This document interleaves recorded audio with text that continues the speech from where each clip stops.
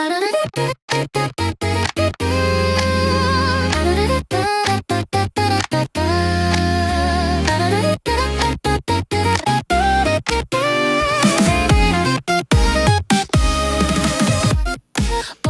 様こんばんは。10月の3日、なんと今日から新番組が始まりましたね。びっくりですよね。今までカルダノの話をねいろいろした番組やってきましたけどもね、ルーマニアのねインフルエンサーセビちゃんも出てくれたり、その後タムケンさんが出てくれて、はい、そこからなんとついにカルダノオリエンティプログラムがスタートということで、今回が第1回目でございます。そしてこの番組の名前もカルダノラディオっていう名前になってますのでね、これから毎週夜11時から皆さんお聞きいただければと思います。 Alright, enough introduction in Japanese. Welcome to the first episode of Cardano Radio. We did a few programs about Cardano bringing guests, but today, people, we got a big guest in the house. Let me introduce you to the big guest. Hi, Peyton. Hello, thanks for having me on today. It's great to meet everybody. Yeah, it's an honor to have you on the air. And, you know, for some people that don't know, you're not too familiar with you, can you give me a brief introduction of yourself, please? Sure. So I'm a Cardano content creator, stake pool operator, and now a dApp developer for the Cardano ecosystem. So, you know, a big educator and also builder in the ecosystem. All right, thanks for your quick introduction. Yeah, and I've been seeing your YouTube and everything, and I really love the way you bring the show on. It's all alive, and I enjoy every single episode of what you do. Thank you. Yeah, I really appreciate that. I've been creating content since around 2018 and 2019, trying to teach people how to make stake pools for Cardano, or just to keep them up to date with their investments or new projects that are going live. And my first question, and probably many people are also wondering about this, but what was your first involvement with Cardano? How did you find it? How did you get involved in Cardano? So there's this American YouTuber named Jason Appleton. He also goes by Crypto Crow. I was doing some mining at the time, and to mine you just build these little computers. So I had some mining going, and I saw one of Jason's videos mentioning Cardano. So after that, I just dove all in. I watched the Charles Whiteboard video, more of Jason videos, and I ended up finding this guy named Felipe around the time, and he was one of the first Cardano content creators, and Rick McCracken, from Digi Stake Pool, and I just fell in love with the idea of proof of stake. The fact that it was a more sustainable blockchain and more energy efficient, and also that it was a more fair ecosystem for regular and new people. Oh, great. I mean, so since 2018, Cardano has evolved so much, and now, they have Midnight coming out, and are you excited about all those new things that's going to be coming out soon too? Yeah, definitely. I mean, over the past year, we've saw something incredible launch on Cardano, and it's not, the most exciting thing, but it's revolutionary in the sense, because we've seen, on-chain governance launch, and I'm actually a D-rep for Cardano. But what we're seeing is, a regular person can come into this blockchain community, come up with an idea, and then raise funds, for that idea.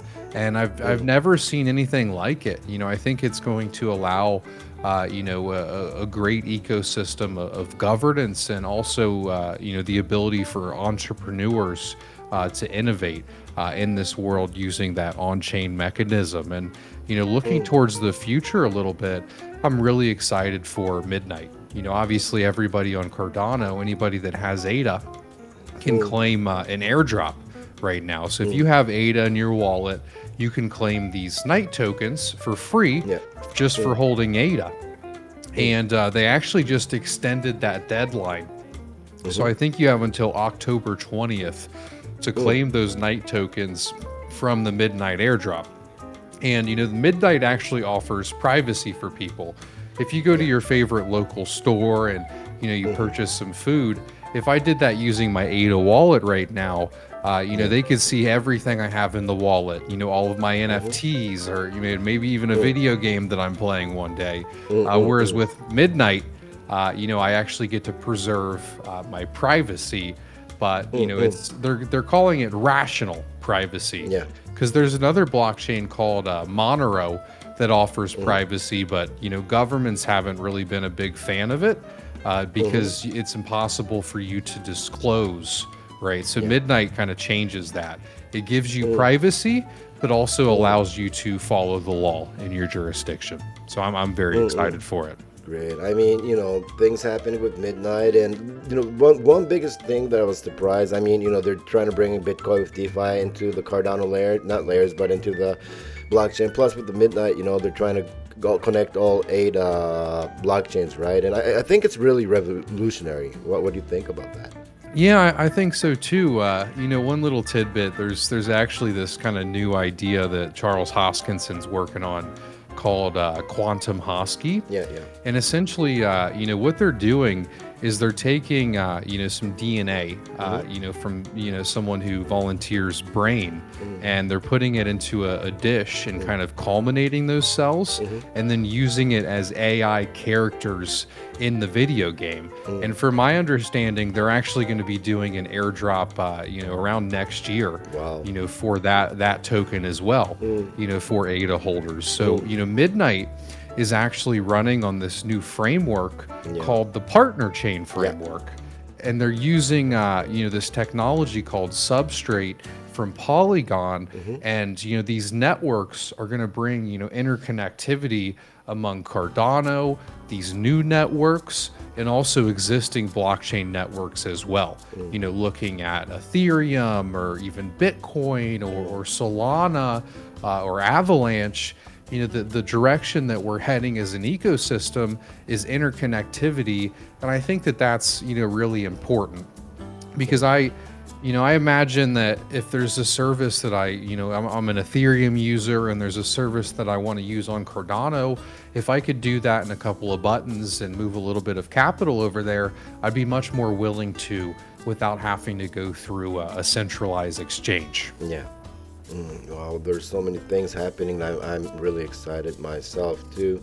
And one other thing, following all the things happening on Cardano through X and stuff, Charles, he came out on was it August with he people are saying that he scammed coins from everybody, blah blah blah, and that kind of hate talk happened, which was really unfortunate. And he got everything out, so I'm really happy. But I really didn't like it. I mean, people really don't do too much hate talks about other blockchains, right? And what I don't understand is why people do hate talks on Cardano. Do you have any idea, or your ideas maybe?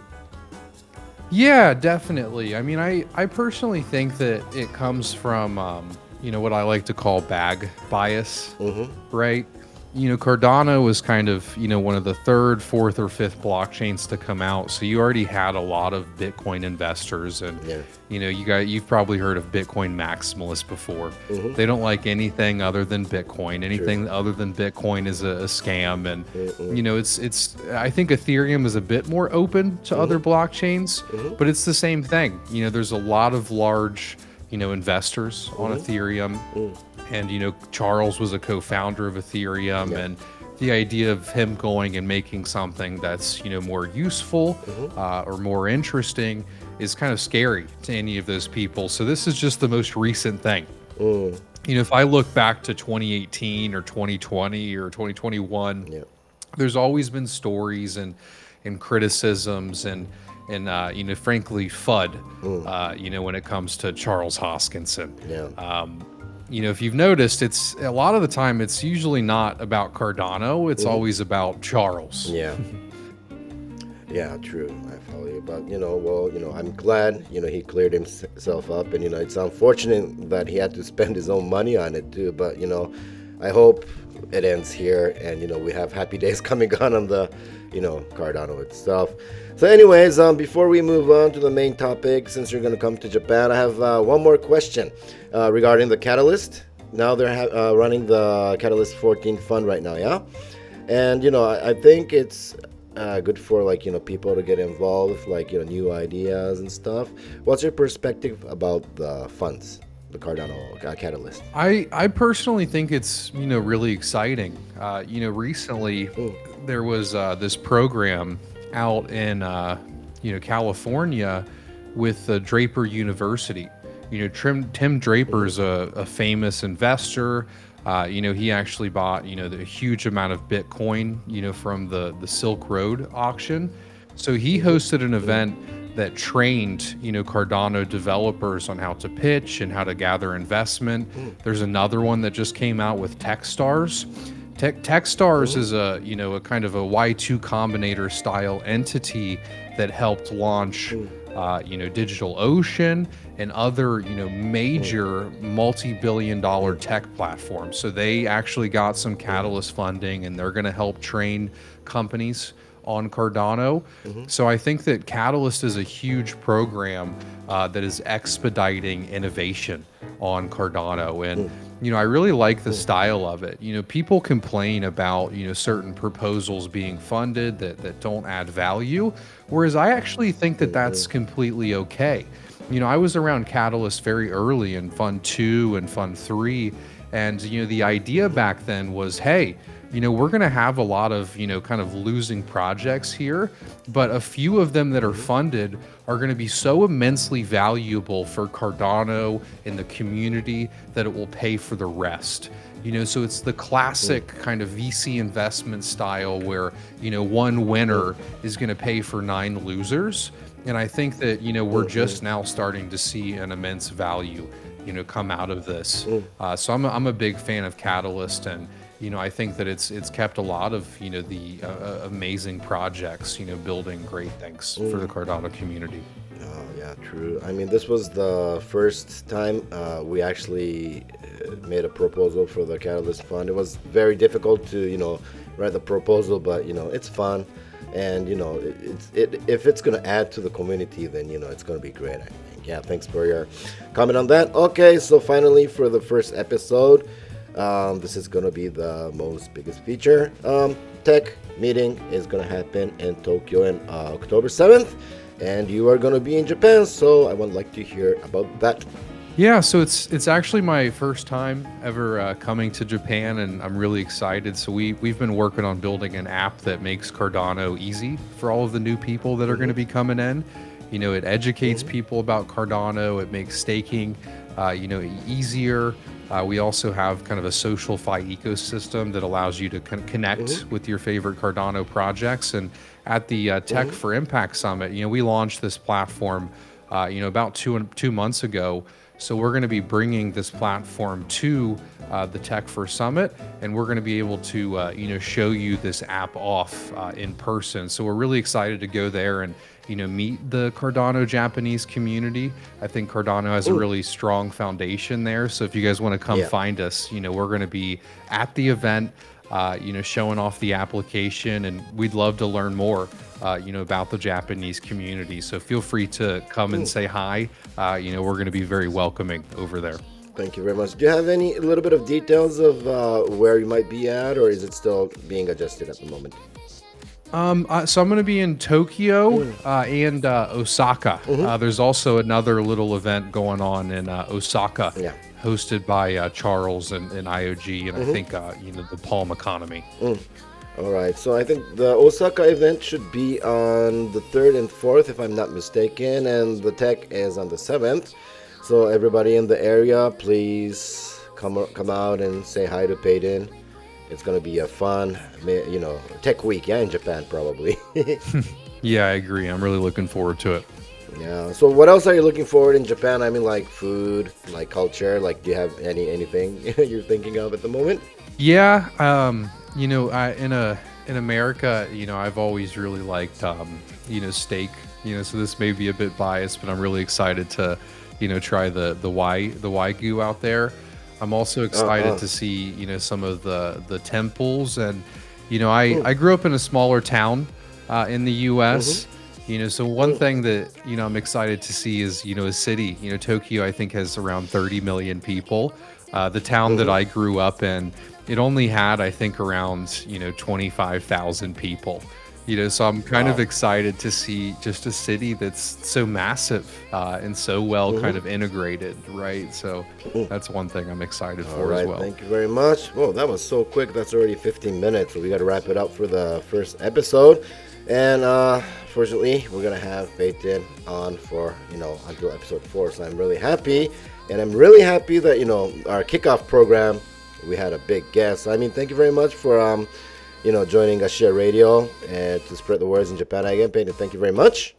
Thank you for having me. It's been really fun so far, and I'm looking forward to the next few episodes. All right, so I will see you next week. And people, let's talk again next week. Bye-bye. Cardano's heartbeat carries us through, not just a token, but